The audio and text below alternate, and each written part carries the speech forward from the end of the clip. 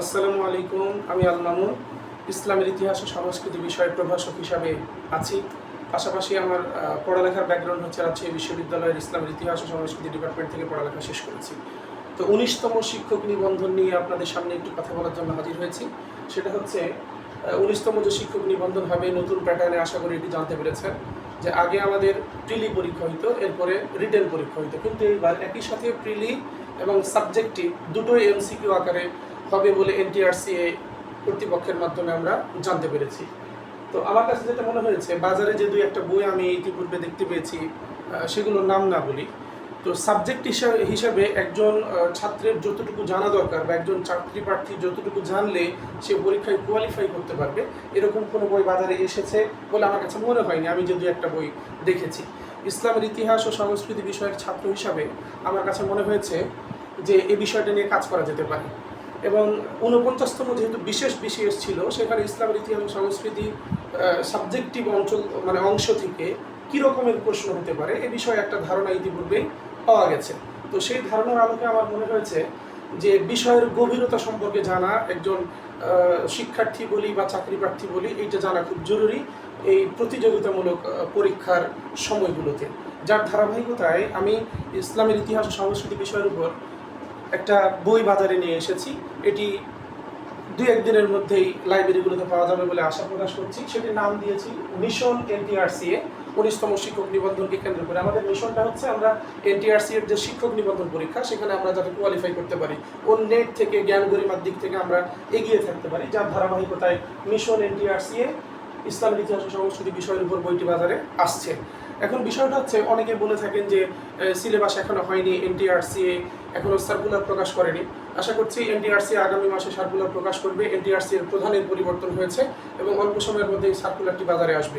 এবং সিলেবাসের কথা যদি আমরা বলি, আচ্ছা বলেন তো, ইসলামের ইতিহাস ও সংস্কৃতি বিষয়ে ধরেন প্রথমে কি আছে, প্রাক ইসলামী আরব। সিলেবাস নতুন হলেও কি এটার কোনো পরিবর্তন হবে? এরপরে কি হযরত মুহাম্মদ সাল্লাল্লাহু আলাইহি ওয়াসাল্লামের জীবনী, খোলাফায়ে রাশিদিন, উমাইয়া শাসনামল, আব্বাসীয় শাসনামল, এখন ইসলামের ইতিহাস এর বাইরে সিলেবাসে আপনি কী দেবেন? তাহলে ১৮তম শিক্ষক নিবন্ধনে যে সিলেবাসটা ফলো করা হয়েছিল লিখিত পরীক্ষার উপরে, আর জানা যাচ্ছে যে ওইটার উপরেই ১৯তম শিক্ষক নিবন্ধন পরীক্ষাটি ইনশাল্লাহ অনুষ্ঠিত হবে। এখন আমার কাছে যেটা মনে হয়েছে, ইতিপূর্বে আমরা যখন পরীক্ষা দিতাম তখন রিটেন পরীক্ষা দিতাম, এবং আমি চিন্তা করে দেখেছি রিটেন পরীক্ষার তুলনায় এমসিকিউ পরীক্ষাটা কম্পারেটিভলি কঠিন বলতে কি অনেক বেশি কঠিন। কারণ রিটেনে যখন আমরা প্রিপারেশন নিতাম ১৫ থেকে ২০টা প্রশ্ন আমরা আইডেন্টিফাই করতাম, এর উপরে ভালো মতো প্রিপারেশন নিয়ে আমরা পরীক্ষায় অংশগ্রহণ করতাম। আবার লিখিত পরীক্ষার ক্ষেত্রে কী হতো, যে আমরা কোনো একটা বিষয়ে টাচ পেলাম, ওইটাকে কেন্দ্র করে আমরা অনেক কিছু সেখানের উপরে লিখতে পারতাম। কিন্তু যখন এই প্রশ্নটাই এমসিকিউ আকারে হবে, তখন যদি ওই বিষয়টা আমরা পুঙ্খানুপুঙ্খভাবে না জানি, তাহলে আমরা এইটার উত্তর করতে পারবো। আবার ওই যে বললাম ১৫-২০টা প্রশ্ন, তার মানে কি পুরো সিলেবাসটা আমরা ওইভাবে কাভার করতাম না, অল্টারনেটিভ থাকতো। কিন্তু যখন এটা এমসিকিউ আকারে, তখন আপনার ইসলামের ইতিহাস ও সংস্কৃতি বিষয়ের যে সিলেবাস, এর প্রত্যেকটা অংশ সম্পর্কে আপনাকে সূক্ষ্ম জ্ঞান রাখতে হবে, যেটা ৪৯তম বিশেষ বিসিএস আমাদের কাছে পরিলক্ষিত হয়েছে। যার ধারাবাহিকতায় এই বইটি আপনাদের ওই বিষয়গুলো চিন্তা করে বইটি আপনাদের সামনে উপস্থাপন করা হচ্ছে ইনশাআল্লাহ। এক। আর ২ নম্বর বিষয় হচ্ছে যে এই বইয়ের উপর একটা স্ক্যানার থাকবে, যেটা স্ক্যান করে আপনি সরাসরি ইউটিউবে যেতে পারবেন, ওইখানে নিয়মিত টপিক ওয়াইজ ক্লাসগুলো আপনি পাবেন। আর বাজারে ইতিপূর্বে যে বইগুলো দেখেছি, দেখা গেল সিলেবাস আছে, সিলেবাস উপরে লিখেছে, আবার ওই টপিকের উপরে ভিতরে কোনো আলোচনা নাই, কোনো এমসিকিউ নেই। আবার ২-১টা যে বই বাজারে দেখা গেছে, সেখানে এক কথায় প্রকাশের উপরে বেশি জোর দেওয়া হয়েছে। আচ্ছা, একটা স্টুডেন্ট এক কথায় প্রকাশ যদি শুধু পড়ে, তাহলে তো এটা তাকে মুখস্থ আকারে মনে রাখতে হবে। এই মুখস্থ আকারে মনে রাখার বিষয়টা দীর্ঘস্থায়ী হবে না, আবার সব পড়া মুখস্থ করে মনে রাখাও সম্ভব না। তাহলে আমার কাছে যেটা মনে হয়েছে, প্রত্যেকটা টপিক যেটুকু গুরুত্বপূর্ণ অংশ, যেগুলো পরীক্ষায় হিট করে থাকে, ওই অংশগুলো আলোচনা করা হয়েছে প্রথমে। গুরুত্বপূর্ণ যে তথ্যগুলো রয়েছে, যেগুলো স্টুডেন্ট না জানলে সেগুলো সে পারবে না, তাহলে ওই আলোচনাগুলো প্রথমে কি সে প্র্যাকটিস করবে বা জানবে, আগে তথ্যটা জানবে, ওই তথ্যের উপরে এমসিকিউ যখন প্র্যাকটিসের সুযোগ পাবে, তখন তার জন্য এই পড়াটা ফ্রুটফুল হবে। এজন্য আমরা প্রত্যেকটা অধ্যায়কে আলাদাভাবে সাজিয়েছি সিলেবাসের আলোকে। আবার প্রত্যেক অধ্যায়ে যে গুরুত্বপূর্ণ কিছু চুম্বক অংশ আছে, সেগুলো আমরা আলোচনা করেছি সেখানে।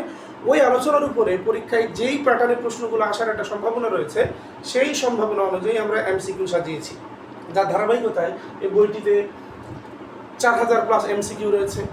প্রত্যেকটি অধ্যায়ের ধারাবাহিক আলোচনা। ইতিহাসের ক্ষেত্রে ধারাবাহিকতাটা জরুরি, মনে রাখার জন্য সুবিধা হয়।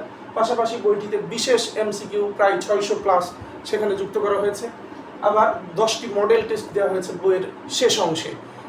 এখন এই যে আমরা কাজগুলো করেছি, এটা আসলে একটা বিষয় ফ্রুটফুল করার জন্য এটা আলোচনা দরকার হয়, অনেক জানার দরকার হয়, একজনের পক্ষে এটা কঠিন হয়। সে জায়গা থেকে বিসিএস ক্যাডার যারা এটা নিয়ে পর্যালোচনা করেছেন, যাদের পড়ালেখা আছে, তাদের সমন্বয়ে আমরা একটি বোর্ড গঠন করেছি, যার ধারাবাহিকতায় বিশেষ যে এমসিকিউ বাছাইগুলো সেগুলো তাদের মাধ্যমে করেছি।